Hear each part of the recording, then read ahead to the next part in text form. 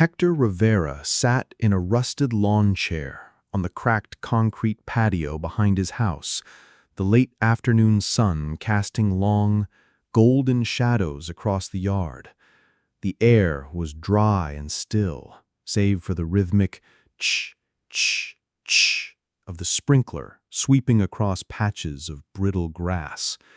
The metallic clicking of its gears was almost hypnotic, slicing through the otherwise suffocating silence of a too-quiet suburban afternoon.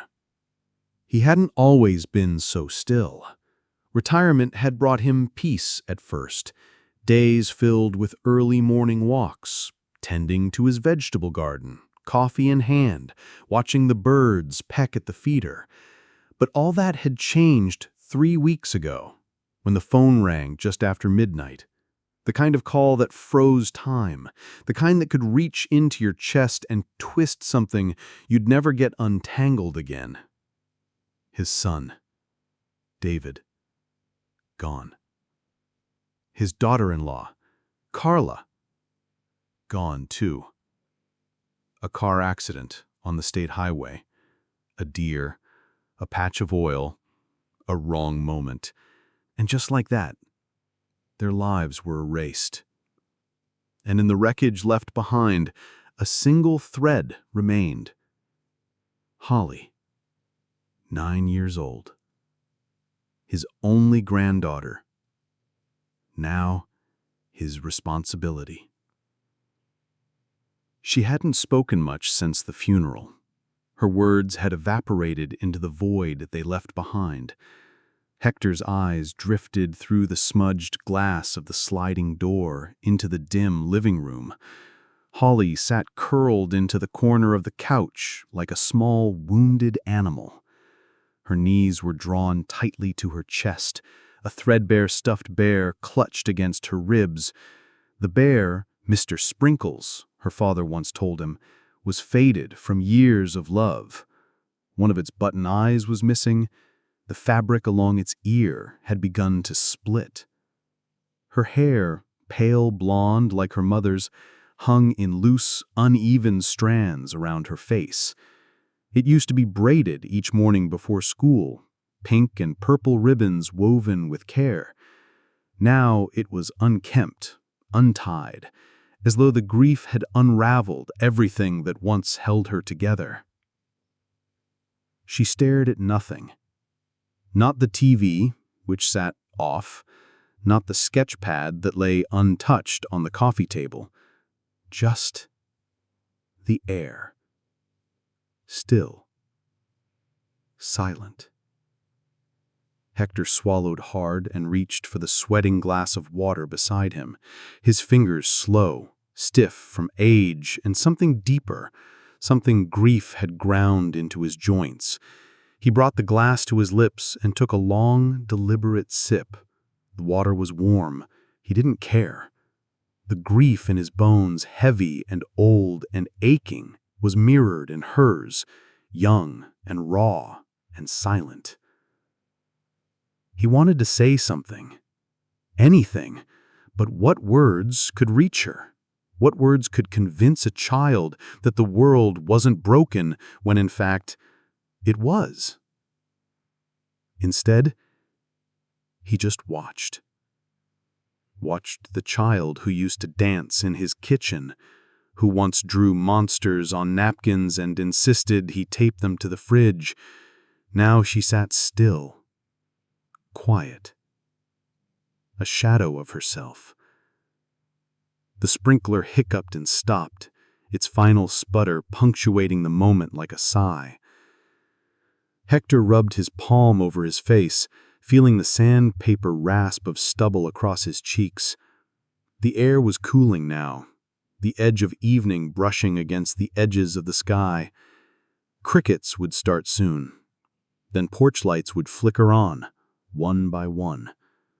But in his house, the darkness had arrived early, and neither of them quite knew how to switch the lights back on.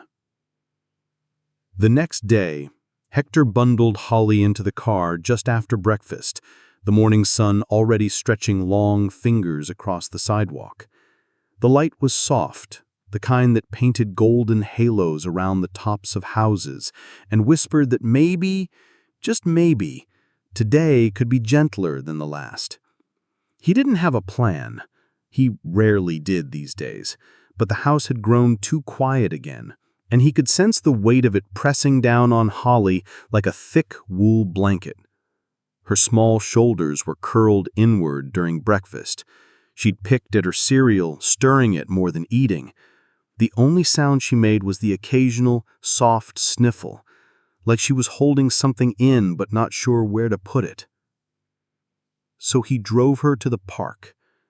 The trees there were tall and leafy, casting dappled shade onto the winding sidewalks. Birds chirped from the branches above, and the rustle of leaves offered a quiet kind of music. The air smelled of morning dew and sun-warmed earth. He parked by the curb and helped her out of the car. She didn't say anything, just clutched Mr. Sprinkles, her stuffed bear, against her chest with one arm, while the other hand slipped absently into his. They walked in silence until they reached the playground. Hector settled onto an old wooden bench near the swing set. The wood groaned slightly beneath his weight, but he welcomed the sound. It felt real, grounded. The metal of the swings creaked softly as Holly climbed into one and began to sway, gently, back and forth. But she didn't pump her legs. She didn't tilt her head to the sky like she used to. Her feet dragged trails in the gravel beneath her. Hector watched with an ache in his chest, his hands folded over the cane resting between his knees. Every so often, a breeze would catch Holly's hair and lift it just slightly, like the wind was trying to coax a memory to the surface. Then, without warning, a new sound broke the stillness. "Hi!" Hector looked up. A girl had appeared beside the swing set, her presence sudden but not jarring, more like the arrival of sunshine after a long stretch of clouds. She looked to be about Holly's age, maybe a little taller. Her brown skin glowed in the morning light, and her dark eyes sparkled with quiet confidence. She wore a bright purple t-shirt with a faded cartoon frog on it, paired with blue jeans, cuffed at the ankles, and well-worn sneakers. Her hair was styled in neat, tight braids that swung slightly as she tilted her head. "Hi, my name's Sasha," she said, with a friendly grin. Holly looked up, startled, as if unsure whether the voice was meant for her. Sasha took a step closer, undeterred. "That's a cool bear. What's his name?" Holly's eyes dropped to Mr. Sprinkles. She clutched him tighter, but something in Sasha's voice, its calmness, its warmth, made her whisper, "Mr. Sprinkles?" Sasha smiled, like Holly had just told her a secret worth treasuring. "I like your hair," Holly added suddenly, her voice soft but sincere, like the words had jumped out before she had the chance to second-guess them. Sasha beamed, her whole face lighting up. "Thanks! My mama did it this morning. She always lets me pick the pattern." She spun once, proudly, her braids lifting into the air like ribboned streamers. Holly's mouth twitched, the corners of her lips threatening something rare, something like a smile. From the bench, Hector watched with cautious hope, a lump forming in his throat. He didn't dare move or speak, afraid that anything, any noise, might disrupt the fragile thread of connection forming between the two girls.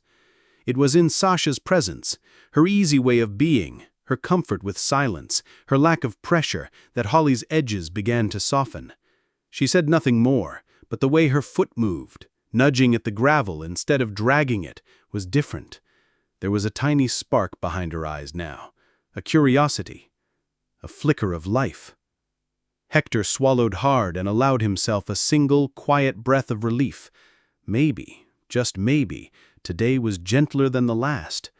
Over the course of the week, something in Holly had begun to mend, not all at once, not perfectly, but gently, like a healing bruise beneath the surface. Each day after breakfast, Hector took her to the park, and every day, without fail, Sasha would be there, waiting, sometimes on the jungle gym, sometimes perched on the edge of the sandbox. Once, she showed up holding a bag of sour gummies and handed it to Holly, without a word, just smiled.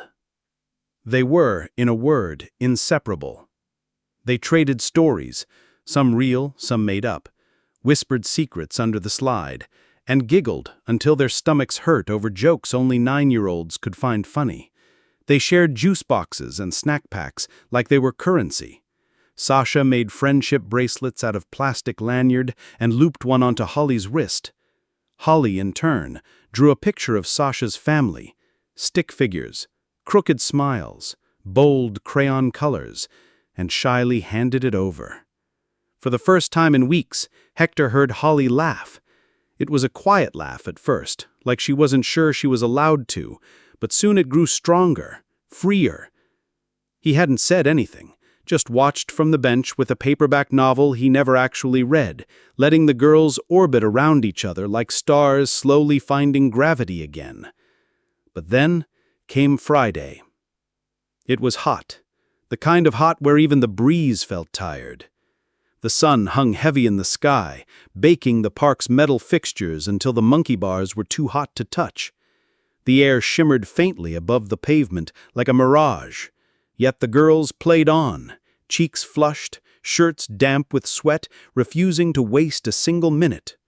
Sasha was spinning on the rusted merry-go-round, using one foot to push herself faster, while Holly laughed from the shade, sipping apple juice through a bent straw. Then, without warning, the sound of the world shifted. A sharp caw-caw-caw pierced the air, one bird, then dozens. The sky came alive with chaos. Birds flew overhead in jagged, frantic spirals. Sparrows, starlings, even pigeons, all screeching as if trying to flee from something no one else could see. Sasha slowed to a stop, her sandal dragging on the dirt. She looked up, blinking against the harsh sunlight. "That's weird," she murmured, her voice almost swallowed by the rising screeches above. Holly stood slowly, her gaze sweeping across the park. Then came the barking. Dogs in the distance, sharp, panicked howls. A low growl rippled through the air, carried on an unnatural hush. Somewhere behind the trees, a cat yowled. Even the air tasted strange, like metal and ozone, the smell before a thunderstorm, only drier, hollier. Wrong. "Maybe we should go tell my grandpa," Holly said, her voice small but certain, eyes already scanning the path back toward the bench. But Hector was no longer seated. He stood a few paces forward, his shoulders squared and tense. One hand rested on the back of the bench, the other shading his eyes as he stared upward. His brow was furrowed, deep lines carved across his weathered forehead. His mouth was set in a grim line. The paperback lay forgotten on the ground. When the girls approached, he didn't turn to them. He just spoke, quiet but steady. "Maybe it's time to leave." Sasha and Holly looked at each other. For once, neither of them had anything to say. Something was happening, something unspoken but undeniable, the kind of moment that etched itself into memory even before you fully understood why. Sasha stepped down from the merry-go-round.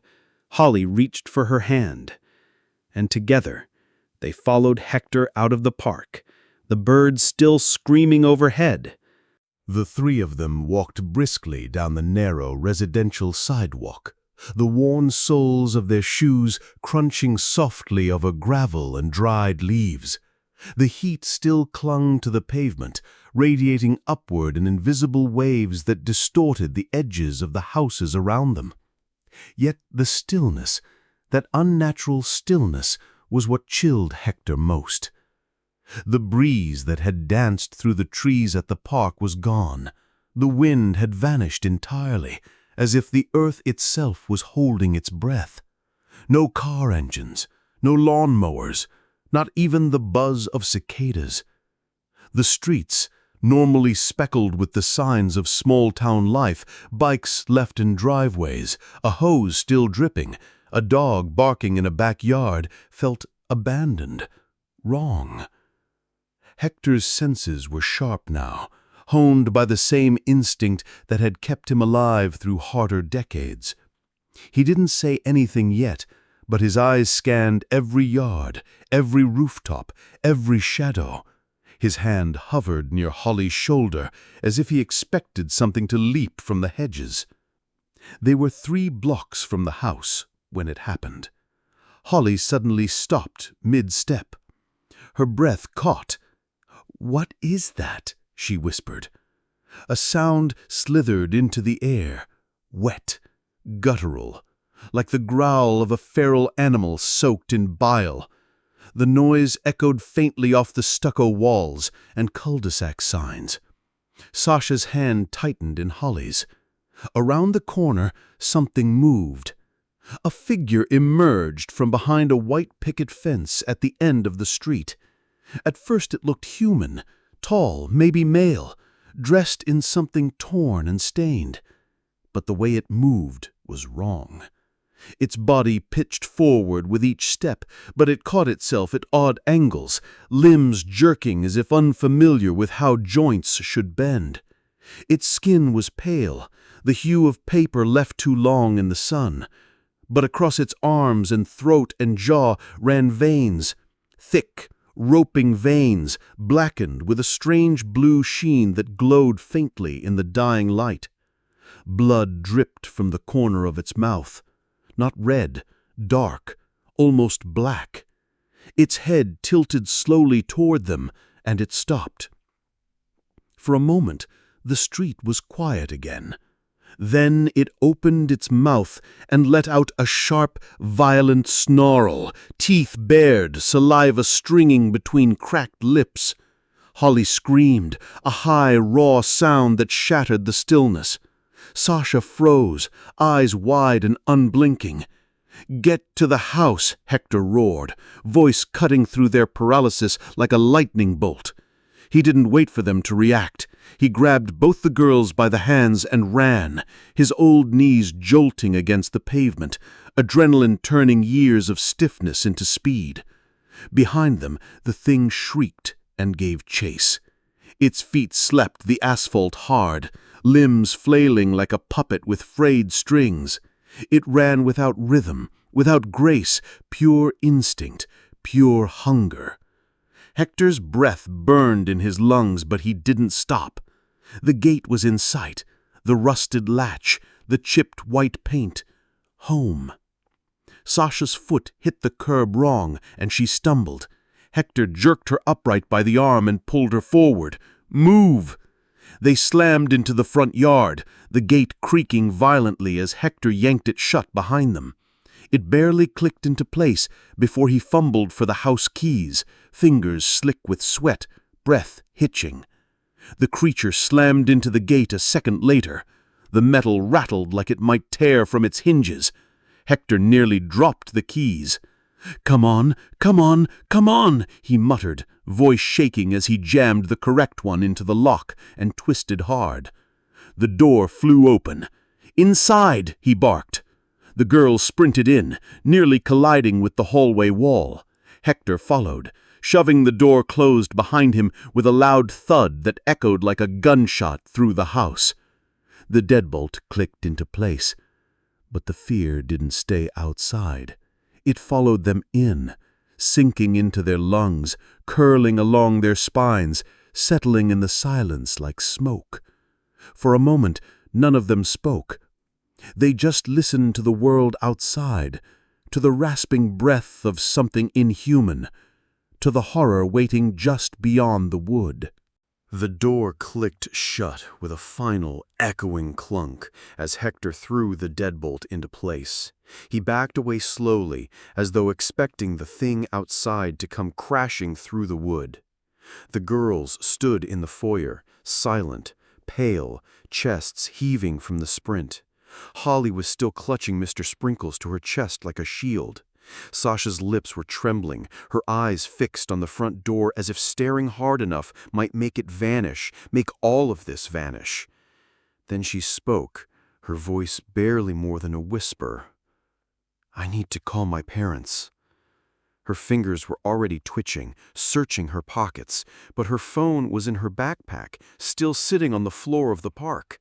Her throat tightened. Hector blinked, then nodded. Of course. His voice was low, steady, but only on the surface. Beneath it there was a subtle tremor, like a tremble hidden behind a closed door. He reached into his shirt pocket and pulled out his phone, an older model with a cracked case and a scratched screen. He handed it to her without hesitation. Sasha took it with both hands as if afraid it might slip through her fingers. She stepped into the kitchen for privacy, but Hector watched from the archway, unwilling to leave either of them alone for even a second. She dialed. It rang, and rang, and rang. No answer. Her eyes darted toward the ceiling. The sound of the ringing seemed deafening in the dead silence of the house. She swallowed, then redialed. This time she waited longer. Still nothing. Her thumb hovered over the screen for a moment before she left a voicemail. "Hi, Mom, Dad, it's me. I'm okay. I'm with Holly and her grandpa. Something weird is going on. There's this thing. I don't know. Please call me back. Please. I'm scared." She ended the call and stood still, the phone still clutched tightly in her hand. Minutes passed. No ring. No callback. The house remained quiet, as though the very walls were holding their breath. Holly reached out gently and took Sasha's hand. Hector moved forward, lowering himself slowly into one of the kitchen chairs. He said, "They're probably just caught up in this too," his voice trying to sound reassuring, but weighed down with doubt. "Phone lines might be overloaded. People panic. But they'll call." Sasha nodded numbly, blinking hard. Then it hit her. Hit both girls at once. The gravity of it. The fear that something might already be wrong. And just like that, the tears came. Quiet at first, but heavier. Holly sat beside her, face buried in Sasha's shoulder. The two of them cried without words, the kind of crying that came from a place beyond understanding. It wasn't just sadness, it was confusion, loss, fear, a sense of something unraveling. Hector didn't stop them. He didn't try to hush them or distract them. He just let them cry. Because sometimes grief had to move through the body like a storm, soaking everything in its path before it could pass. When the worst of it had ebbed and their shoulders finally stopped shaking, he stood and moved to the counter. He didn't speak, he just worked with his hands, slow and methodical. He laid out slices of bread, spread mayonnaise with a butter knife, layered thin slices of turkey, cheddar, and lettuce. He cut the sandwiches diagonally, because Holly always liked them that way. He pulled 2 juice boxes from the back of the fridge, then reached for a bag of cookies in the cabinet. Chocolate chip, still soft. He added a sliced apple to each plate and set the food in front of them at the kitchen table. The girls ate without saying much, eyes red and puffy. Their hands were still trembling, but the food grounded them, just enough to remind them that the world was still turning, even if it felt like it was spinning off its axis. Then Hector reached for the phone again. His fingers hovered over the keypad for a moment. Then he tapped in the number for the local police department. The line clicked once before a voice answered. Sharp, clipped, professional. "Pahrump County Sheriff's Office." Hector said, "There's some weird shit going on outside." There was a pause on the other end. "Can you describe what you saw, sir?" Hector's voice dropped lower. "It wasn't a person. Not anymore. It looked dead, or half-dead, skin pale, parts of it rotting. The eyes were clouded over, and there were these blue veins, almost glowing. Its mouth—" He paused, shuddering. Dark, like it had been feeding on something it shouldn't have. There was a longer silence this time. "Sir, listen carefully," the voice said, now edged with something harder. Urgency. Fear, maybe. "Stay inside. Lock your doors. Lock your windows. Turn off all lights. Keep the television off. We'll be there as soon as possible." The line went dead. Hector slowly lowered the phone, the mechanical click of the end call sounding final. He looked toward the girls, now curled up on the couch again, sharing a blanket, Mr. Sprinkles pressed between them like a talisman. Sasha's hand was still clasped loosely around the flip phone, just in case it rang. It never did. He walked to the front door, locked the deadbolt again, and slid the security chain into place. Then he stood in the hallway for a long time, listening to the house, to the silence, to the low wind that had finally returned, carrying something in its wake, something they weren't ready for. Evening fell slowly, like a curtain being drawn over a stage already set with dread. The sun sank behind the hills in streaks of deep orange and bruised purple, casting long shadows across the living room walls. Inside the house, the only light came from the golden glow of the kitchen lamp and the faint flicker of the hallway nightlight Hector had plugged in earlier for the girls.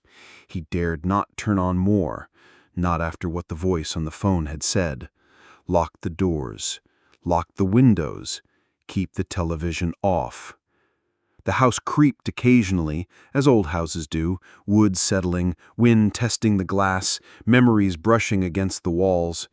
But every sound now felt too loud, too close, as if something was listening just beyond the silence.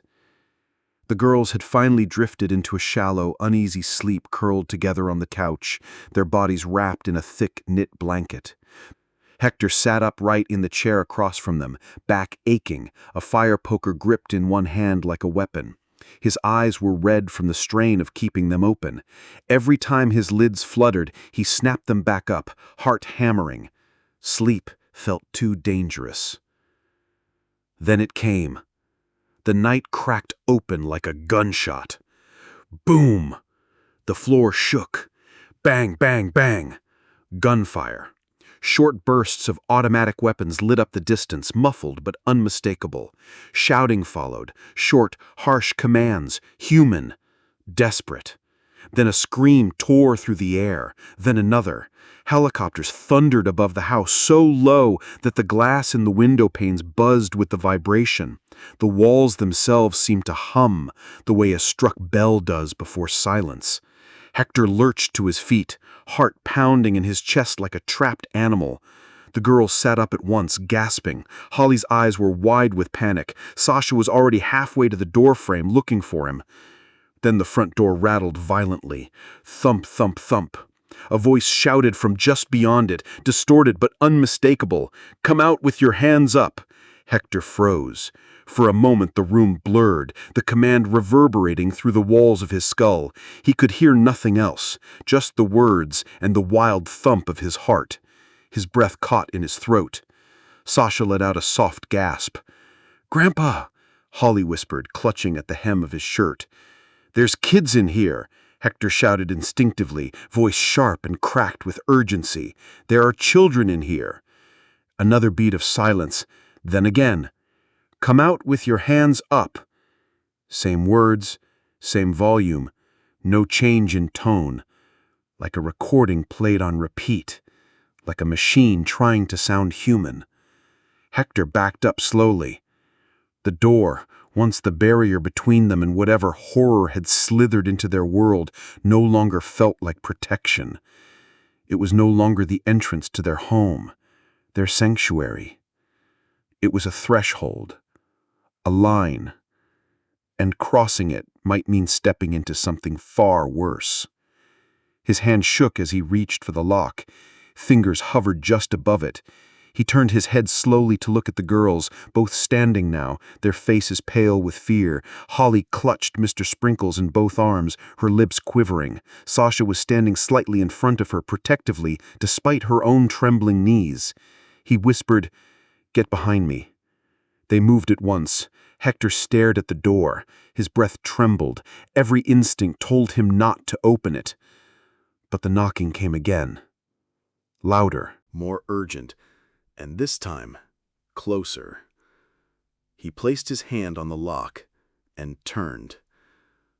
The door swung open with a slow creak, hinges groaning as night air flooded into the house. For a brief, terrible moment, Hector thought he'd made a mistake. Then the light hit his face, blinding, white, searing. He staggered back instinctively, throwing a hand up to shield his eyes.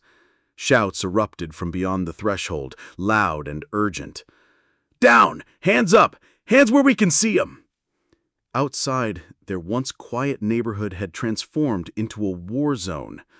A dozen men in full tactical gear fanned out across his front lawn. All of them were clad in matte black armor, thick, angular, military-grade, faces hidden behind smooth, emotionless mass gases. High-powered rifles were raised, laser sights trembling slightly as they aimed center mass. One soldier, taller than the rest, broad-shouldered, stepped forward and leveled his weapon directly at Hector's chest. Hector's arm shot up immediately. "Don't shoot! There are kids in here!" he shouted, panic in his throat like gravel. For a heartbeat, the rifles didn't waver. Then another voice cut through the chaos, authoritative and sharp. "Hold fire! He's got minors inside!" The barrels lifted, but only slightly. The tension in the air didn't ease. Behind the soldiers, the streets were flooded with activity. Dozens of armored vans, floodlights mounted to their roofs, all casting harsh white beams across yards and rooftops. More soldiers barked orders over radios. Neighbors were being yanked from their doorways, shoved out in pajamas and slippers, hands zip-tied behind their backs. Screams rang out. "What's happening?" Hector demanded, his voice cracking. A soldier grabbed his wrist and pulled him forward across the threshold. "Protocol breach," the man muttered through his mask. His voice was muffled but clipped. "Stay calm." "Protocol? What the hell does that even mean?" Hector barked, trying to keep up as the soldier dragged him across the front steps. Behind him, Sasha and Holly were gently but firmly ushered out of the house by two other operatives. Both girls were shivering, barefoot on the concrete, each wrapped in foil-like thermal blankets that crackled with every movement. Their eyes darted everywhere, glassy and overwhelmed. Hector tried to go to them, but another soldier held him back with a hand to his chest. "Let me go! Let me see them!" "They're fine," the soldier replied. "Stay in line." People were being herded into the street like cattle. Entire families lined up, blinking under the harsh floodlights. A man 2 houses down was yelling for his wife. A woman clutched a baby, trying to keep it from crying, as they were all loaded into unmarked gray vans with tinted windows. No logos, no license plates. "Where are you taking them?" Hector shouted. No one answered. A soldier pushed a clipboard into his chest. "You'll need to sign." "What is this?" "Consent. Medical transport." "I didn't consent to anything."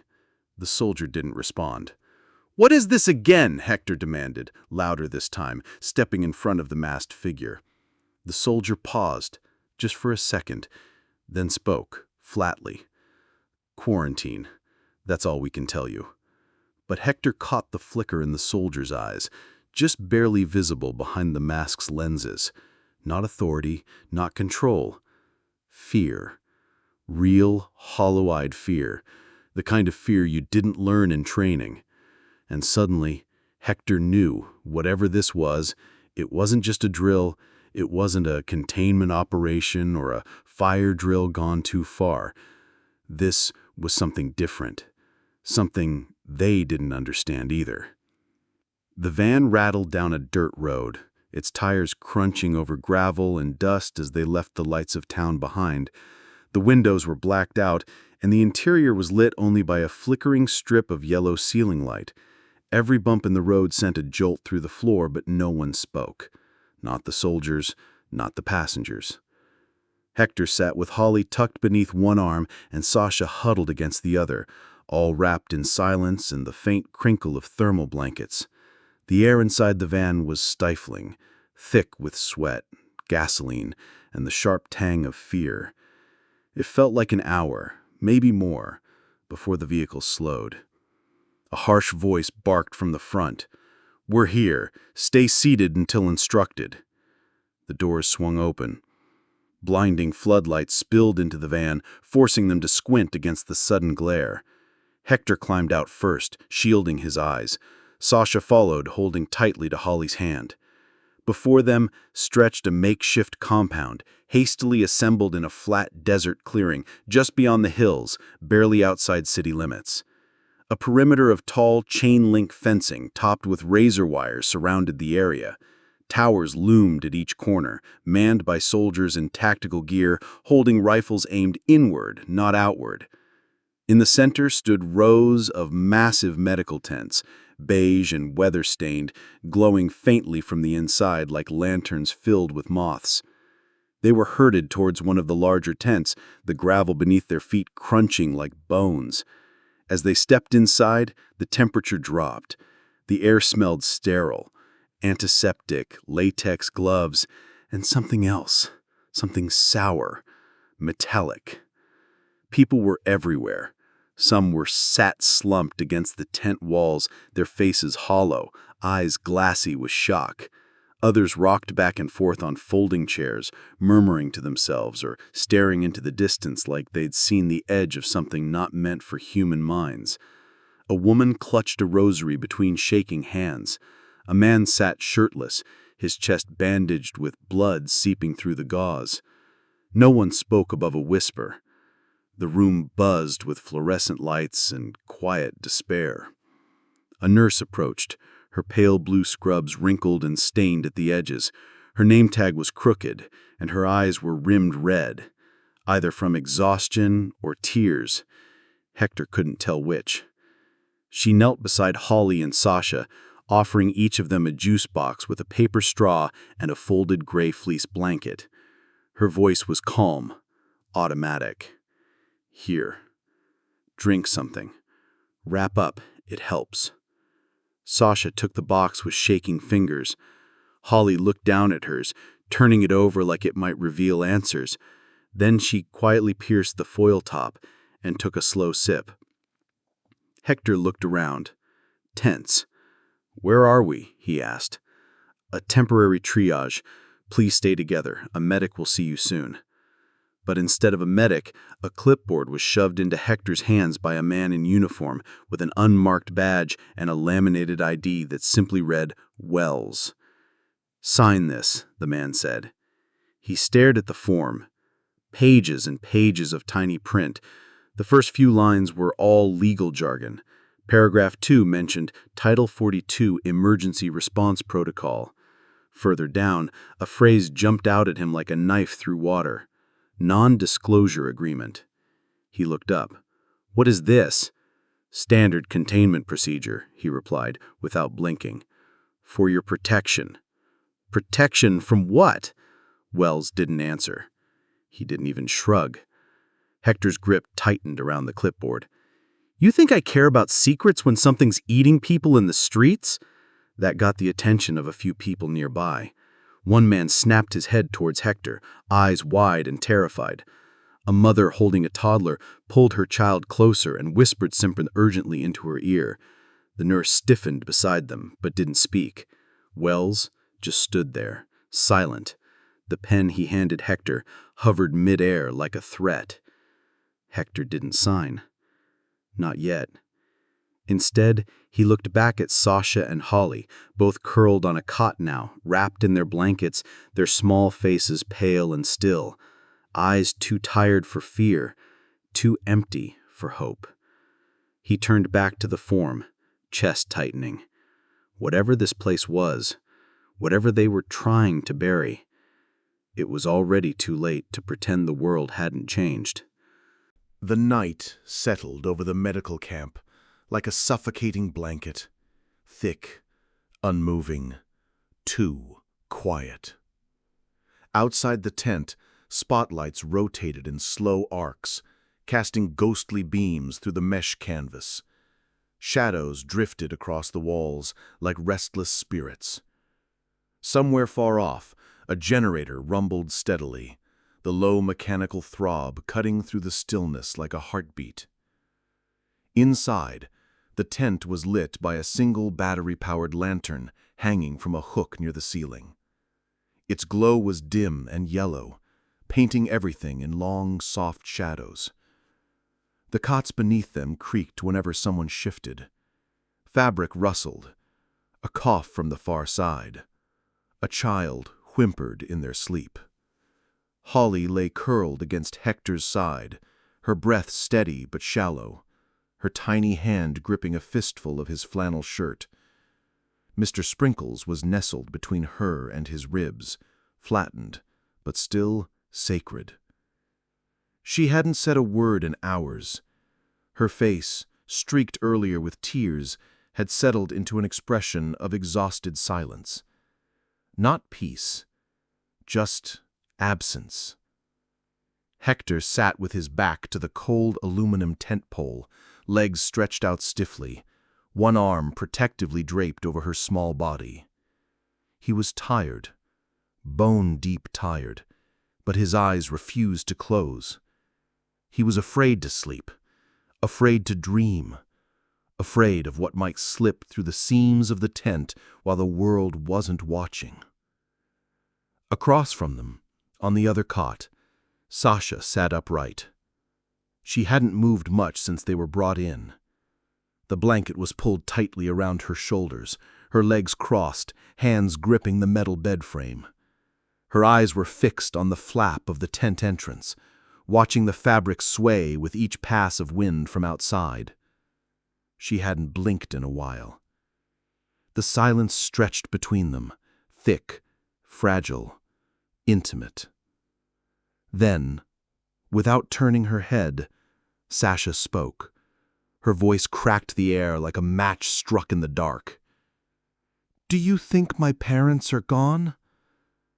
The words were soft, gentle, but the pain behind them was razor-sharp. Hector flinched inwardly. He'd been waiting for the question. He looked down at Holly. Her face remained still, either asleep or pretending. He took a slow breath. His throat felt dry. "I don't know, honey," he said quietly. "I hope not, but I don't know." Sasha didn't reply at first. Her lip trembled once, and she drew her knees closer to her chest.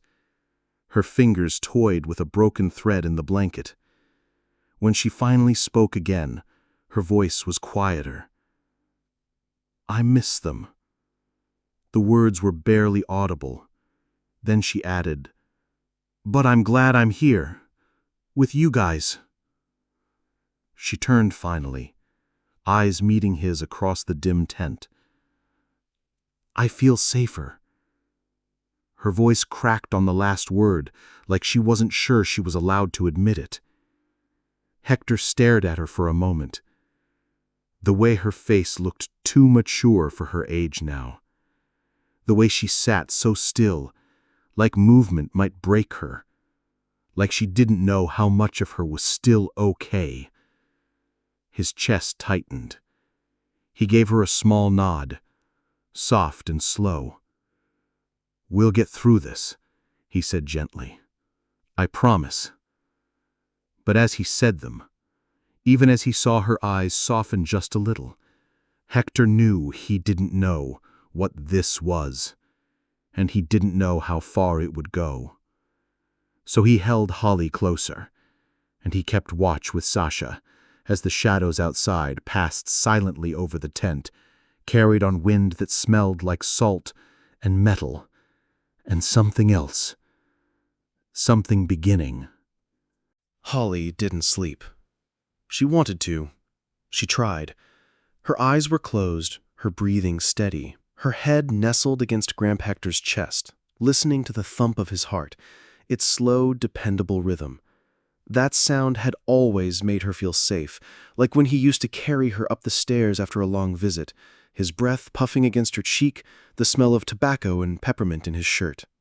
But tonight, even that sound couldn't reach the quiet place inside her, because everything that used to feel safe was gone. Her parents were dead. She knew it. No one needed to say it again. It wasn't the kind of thing you misunderstood. The memories had been playing like a movie in her mind for days. Her mom leaning over her bed to kiss her goodnight, her dad trying to braid her hair before school and tangling it all up, the sound of their laughter echoing in the kitchen on Sunday mornings. Now it all felt faded, like an old photograph, corners curled, colors leaking away. She hadn't cried much at the funeral. Everyone else had. Grown-ups mostly. Her teacher, her aunt from California, people she barely knew. They cried loud. They cried for her. But Holly just felt small. And then empty. Like something inside her had tipped over and spilled, and no one noticed. And now here she was, in a giant plastic tent that smelled like hand sanitizer and old socks, wrapped in a blanket that wasn't warm enough, surrounded by people who looked like they'd seen monsters. Because maybe they had. That thing on the street, it wasn't a person. It had eyes like foggy glass and veins like ink. It smelled like death and the bottom of the trash can on hot days. It had looked at her, and something in her stomach had twisted so hard she thought she might throw up. She didn't want to think about it, but she couldn't stop.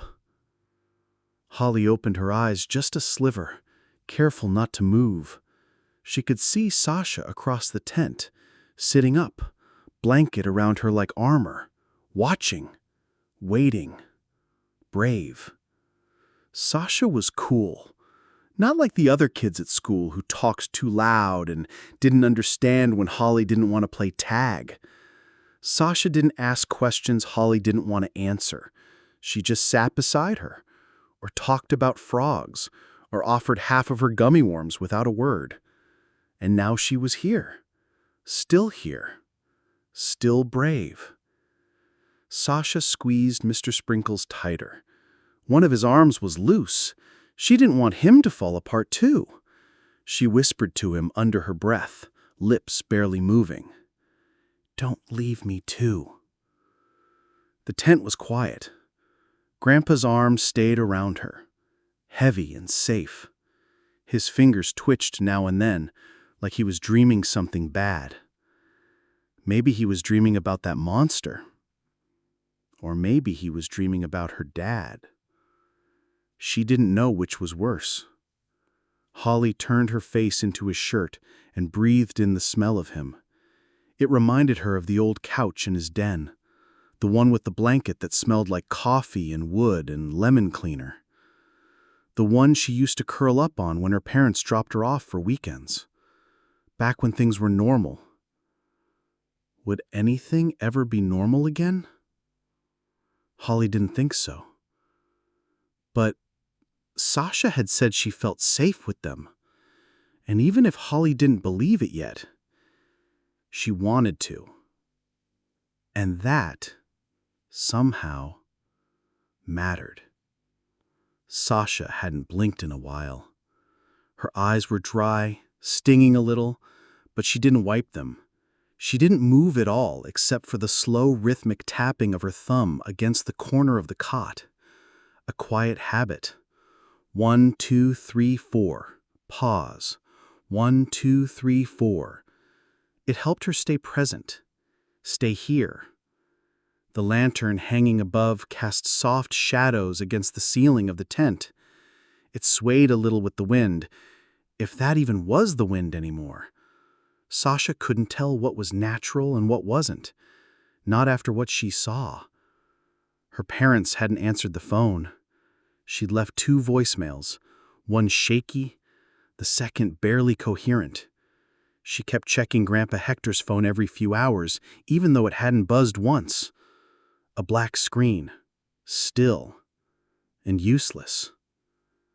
Were they gone? She didn't know. She didn't want to believe that.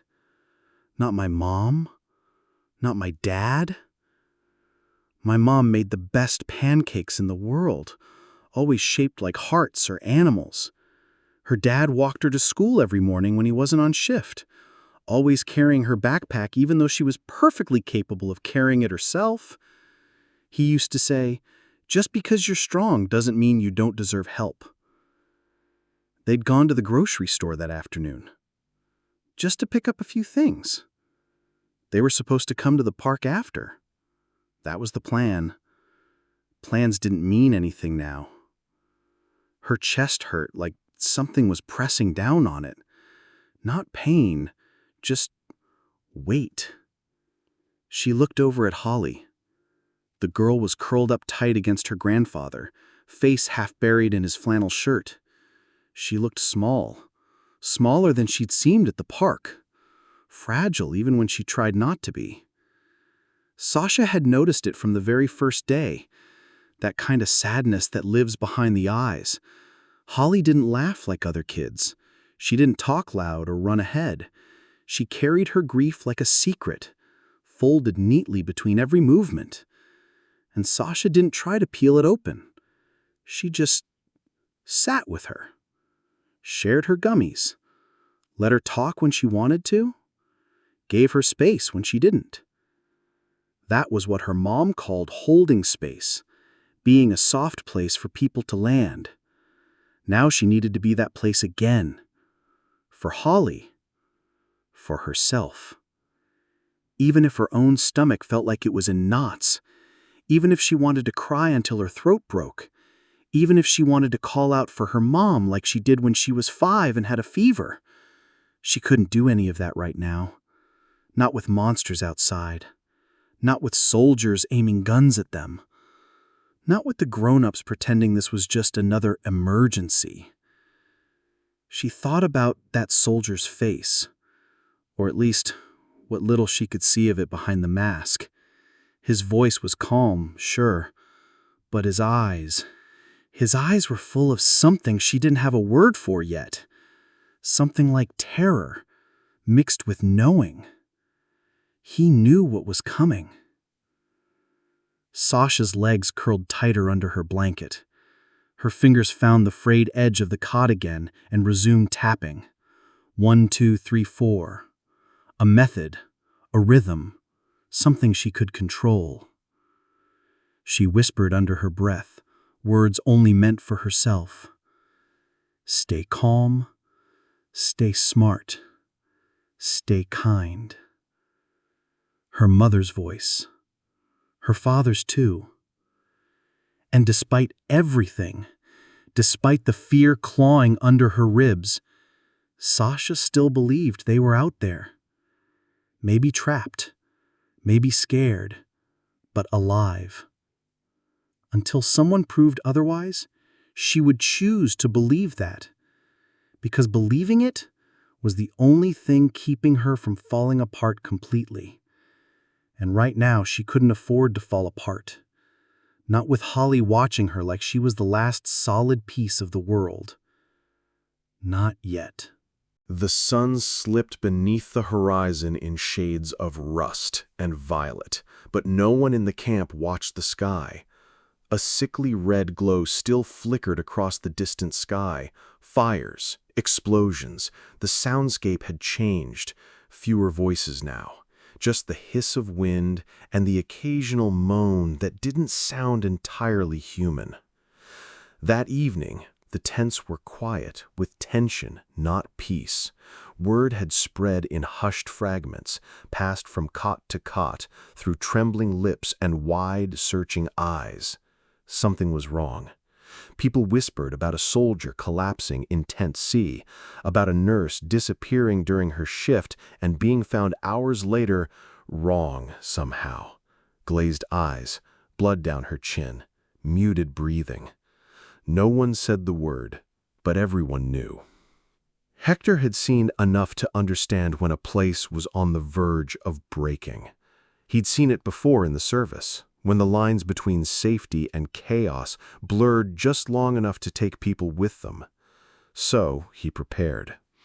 He used his pocket knife to tear strips of canvas from an unused cot and zip-tied a barricade over the tent flap, reinforcing it with a stack of stainless steel medical trays from the mobile station nearby.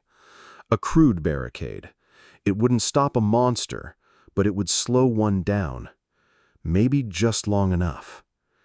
He sat cross-legged, Holly curled up beside him with her head on his lap, pale and silent, arms wrapped around Mr. Sprinkles like the world would split in two if she let go. She was fast asleep, but twitching now and then in restless dreams. He smoothed her hair back gently and whispered a prayer under his breath, each word like an anchor thrown into the rising tide of chaos. Please, please let us get through the night. Sasha was still awake, sat cross-legged, hunched beside the cot, chewing on the edge of her sleeve. Her wide eyes didn't blink much. She hadn't said a word since dinner, but she was tense, alert, watching the flap, listening. Hector took Holly's hand, small, trembling, ice cold. He bowed his head. Lord, keep us safe, keep them safe, and if it comes to it, let me be the one. He didn't look up. He didn't need to. It started with a scream. The first scream came from Tent C, raw and wet and wrong. Not a cry for help. Not the kind that slips out when someone stubs a toe or finds a rat. This was something different. High-pitched, guttural, raw. The kind of scream that made people freeze, because somewhere deep in their bones, they knew it meant death. Hector jolted awake. His neck cracked as he sat upright on the cot, heart already pounding. Holly stirred beside him, disoriented, eyes wide and blinking. Sasha had been sitting up already, her blanket clenched around her shoulders like armor. "Did you hear that?" she whispered. Before he could answer, a second scream tore through the camp, closer now. Panicked voices followed, a commotion, boots on gravel, cots creaking as people rose. Then came the gunfire, close, automatic. 3 short bursts. Pop, pop, pop. Silence. Then another scream, a different pitch, then more. "God," he whispered. The medic who'd handed them juice boxes hours earlier sprinted past the flap, a walkie-talkie clutched in one hand, her shoes slapping against the ground.